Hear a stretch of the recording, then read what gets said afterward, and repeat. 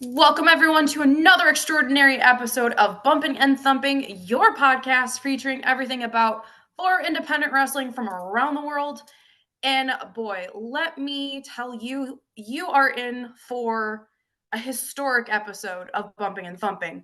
Join with me today is two-time former XICW lightweight champ, former Metropolitan MPW champ, two-time NASKA World Top 10 competitor, two-time ITF World Champion, the Master, Alex Weir. And after an introduction like that, I'm going to leave all of you wanting more. So right after a word from our sponsors, we will unpack everything that is the Master, Alex Weir.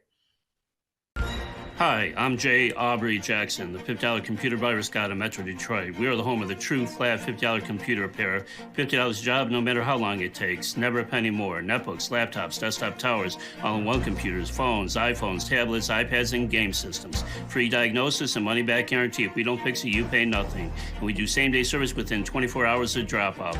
And are open 7 days a week, so come to the computer virus god now. Welcome back, everyone, to Bumping and Thumping, your podcast featuring everything about independent wrestling from around the world.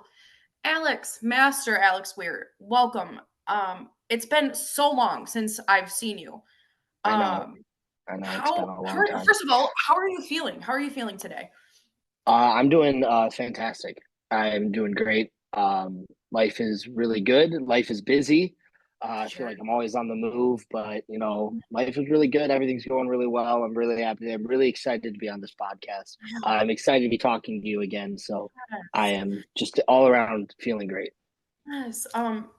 It's been so long since you've stepped out onto the wrestling scene. So tell us where you last left off and about your decision to come out of retirement for one night. Yeah. So it's kind of funny you mentioned that because I've been telling everybody I kind of disappeared. 2022 was really looking to be probably one of my biggest years yet. I had just wrestled Jordan Oliver. I had just wrestled Matt Taven.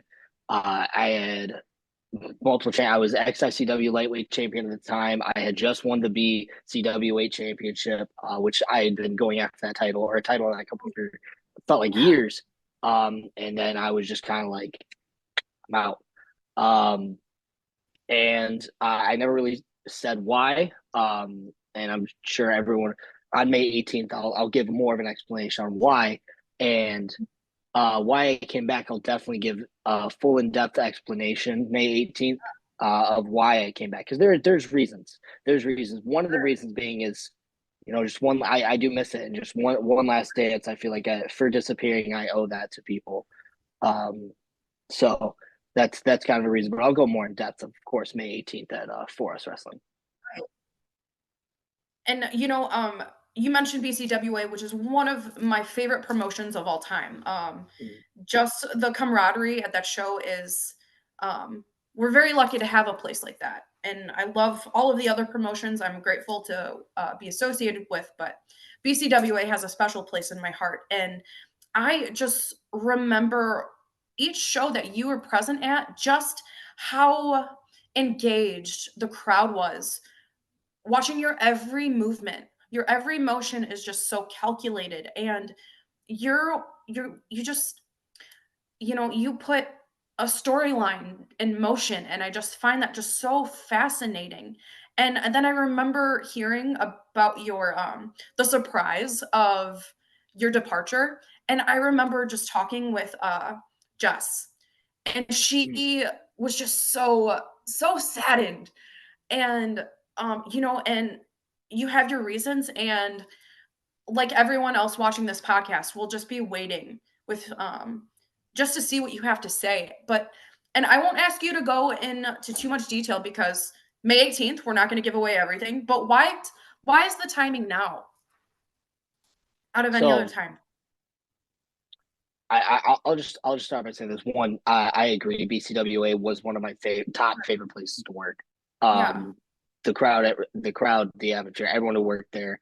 Bill and Mike, fantastic people to work with, and probably Bill is one of the most understated people when I stepped away. I agree. 100%. Yeah. Coming back, the timing. Um, because I don't want to divulge too much because there is some things that I need to say and get off my chest. Sure. But what I will say is that I see everything, Yeah. and even that, even being out of the world, my name once Mhm. multiple times got brought up as I was Mhm. exited. My name had still gotten brought up in a little bit of controversy here and there, and then some other things, and of course the I miss yous. And Mhm. but I see everything. I see all the people who are working. I see all my old brothers. I see everything, and something just felt like it was time. Something felt like this will be the time to say goodbye because it is exactly what Michigan needs, and it's exactly what pro wrestling needs at this moment. You posted something on Facebook today, and it really sat with me. I take a lot of intention when I write my interview questions, but I could just feel the emotion as like were typing out this post. You said, "It's so close to May 18th. I can feel the imprint of ropes in my back. It's time to re-enter the world that made me, that weaponized me, that made me the master. One last dance before I fade. Be there or miss out on history." And that just left me with such a visceral feeling, like you were speaking right to me, even though you were speaking to everyone who watches your stuff. Um, what is it like missing the imprint of the rope? What is it like watching from the outside in? You know, it's funny. It was really hard for me to watch matches for a while because Yeah. I was really trying to stay like true to myself and step away. And so watching the matches, I'd be like, oh, dude, I want to get back into. I want to get back into it. But I would still watch matches from time to time. I would still have some of the uh, wrestlers send me matches to critique. Missing, but uh, the feeling of running ropes like lives with me. It was like the first thing I would do when I got to a show and the ring was set up. I would help set up the ring, and then I would be the one who wants to hit the ropes and test them, and just something about running the ropes and feeling the mat on my back. And things can come close. This past July at a tournament called the U.S. Open down in Florida. Myself and a couple others won a competition that was a fight choreography competition.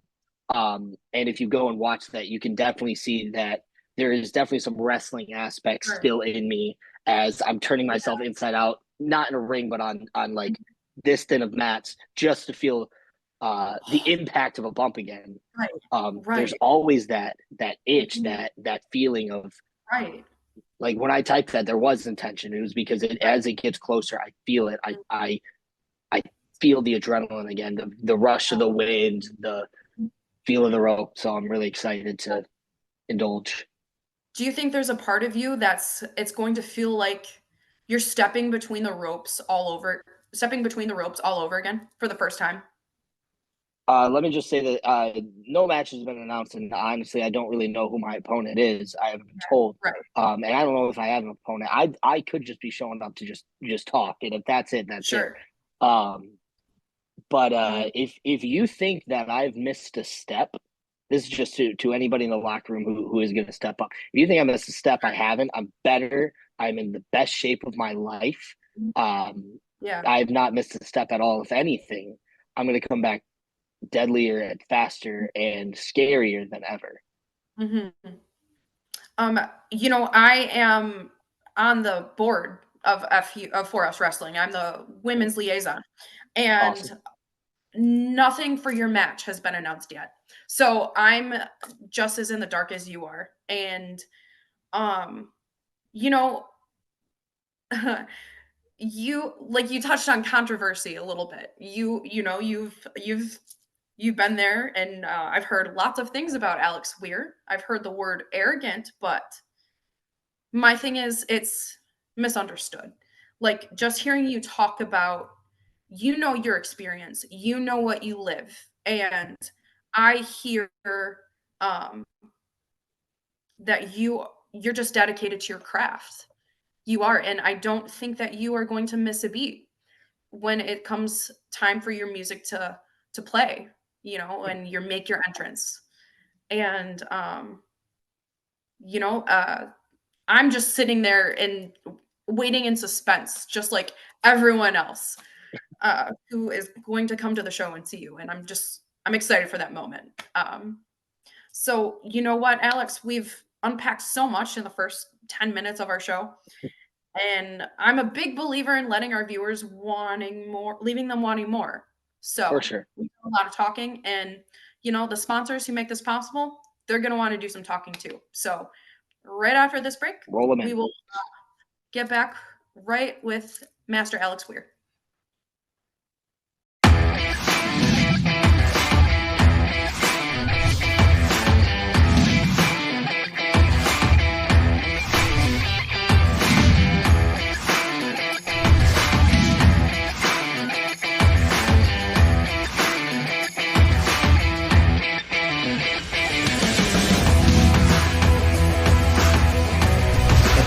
Washtenaw Golf Site in Ypsilanti, where everyone comes to play. Welcome back to Bumping and Thumping. I'm your host, Annie O'Neill. This is your podcast featuring everything about 4 independent wrestling from around the world. Join with me, the incredible, the weaponized, the master Alex Weir. Alex. So Adam Wick was last week's guest, and he had many feelings arise when he was informed that you were signed on the same For Us Wrestling show. What are your thoughts that you're booked on the same show as your former tag team partner?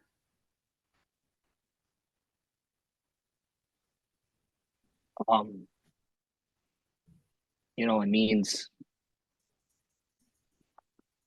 means a lot. Coming back and knowing that I'm not going to be alone. Regardless of what Adam Wick has been doing these days, that man will always be my brother, and the entire Death Threat Army that I know will always be my family. And I have been blessed and honored to watch him grow into who he is now. And seeing everyone, Tommy, all over the world, and just Aaron and Jack killing, Jack being famous here, and Aaron still being everything he's meant to be, but Adam specifically was someone I was always close to, who has helped me through a lot of personal things. So coming back to something that is so personal, my last show, my final goodbye, and having Adam there, when that moment happens of me taking my shoes off and leaving them in the ring as a proper goodbye, I hope that he's by my side. And if he's not, he's not. If he is, he is. I don't know his feelings. I know there's probably a little bit of abandonment he might feel because I did disappear. But it's cool to see him thrive as he has. Mm-hmm. Your character development from first witnessing you enter in the wrestling world, it's been so rich. You've had highs and you've had lows, and you're one individual. I can honestly say you've become so refined through everything that you've experienced. That's one of my favorite things about you, is the person you first were when you entered is not the same individual that's present before me. What has been one of the most profound lessons that you've learned throughout your entire experience? Learn from yourself. There are many lessons you can learn from other people, but if you are not learning from the mistakes you make in your past, then you will never be able to progress in the future. Life, regardless of what people say, life is long, and years are long. And you're right. The person who I was almost a decade ago when I started wrestling is not the same person who sits before you today. And that's every aspect of life. I'm not the same person I am when I left 2 years ago.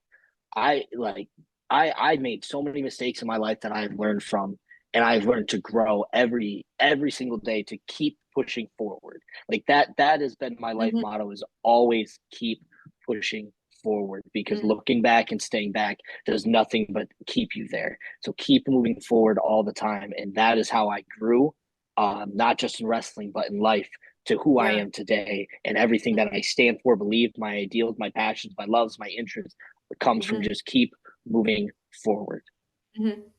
One of my favorite things that you talked about was the concept of mistakes. Mistakes are critical to the transformation of a human being. They've often been my greatest teachers. And how long has that progression taken for you? Like, and then and you don't have to go into specifics where you learn the same mistake until you learn to change it. How does that process look to you? I mean, I'm 27 years old and I'm still learning. I'm still making Sure, mistakes. sure. Um, I have learned a lot to not make certain mistakes, but Mhm. and I've cut a lot out of my life that were leading to mistakes. Sure. And you know, I've burnt bridges that I wish I could build again with certain people, Mhm. because of the mistakes I've made. And what I take from that is, even though that bridge may be burned and never be rebuilt, I will never let a bridge like that burn again. Sure. To never do that. There's only so many ties you can cut before the web dissolves. Right. And well, it's good to cut out negativity. There are some things you may perceive as negative, but are actually the positives that you need, and you Right. might be the negative. And that's something I've learned is sometimes, Sure. um, as Taylor Swift would say, I'm the problem. And I've known that in my life. There are sometimes where it's like, no, I'm in the wrong, and I need to reach Mhm. out and do something. And then sometimes it's too late. Just never let Right. it be too late, because we only get one life, one body, one chance at this. And if you are consistently just Mhm. just damaging ties and burning bridges, you're going to find the world's going to be a lonely place. Sure. Sure. Absolutely. And I think a part of that experience is the awareness of it. Like who who do I become when I experience this type of energy? And like just for hearing the sounds of it, you've understood who you were and how your energy affected others. And sometimes the consequence is that bridge burning.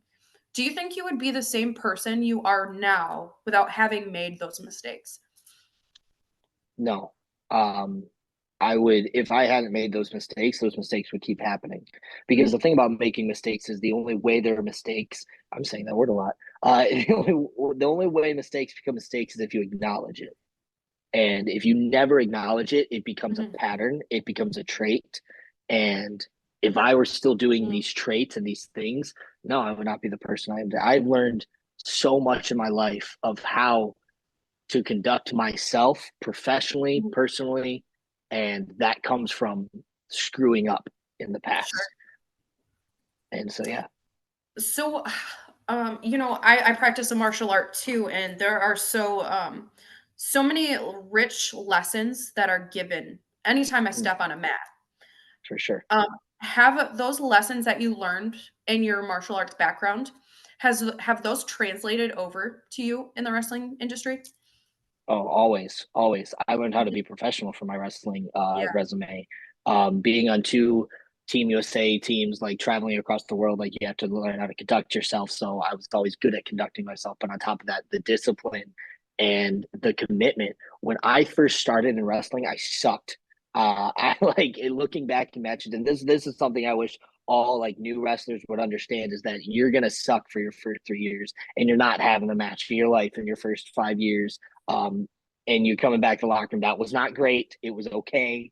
And yeah, that's okay to be okay at that point, because you understand as a martial artist, you don't get a black belt a day in or a week in. You get it from consistently messing up and learning and progressing and getting better and better and better and better. I still don't think that I am an excellent martial artist, regardless of the accolades and regardless I've been doing martial arts for 20 years.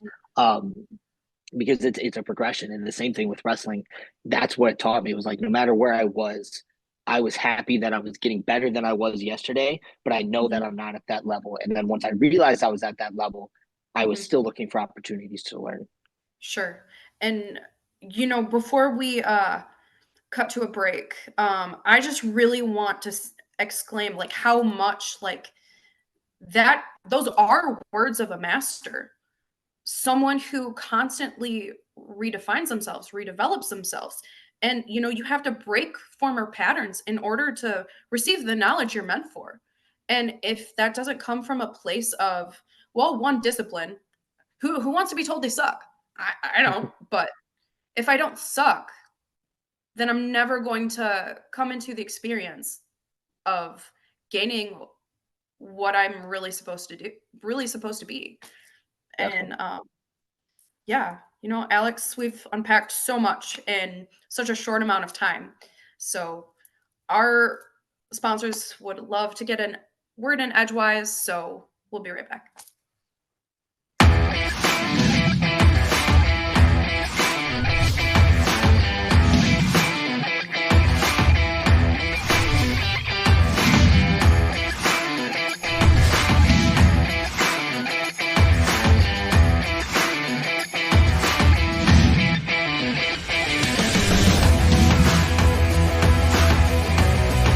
Corner of Washington Golfside in Ypsilanti, where everyone comes to play.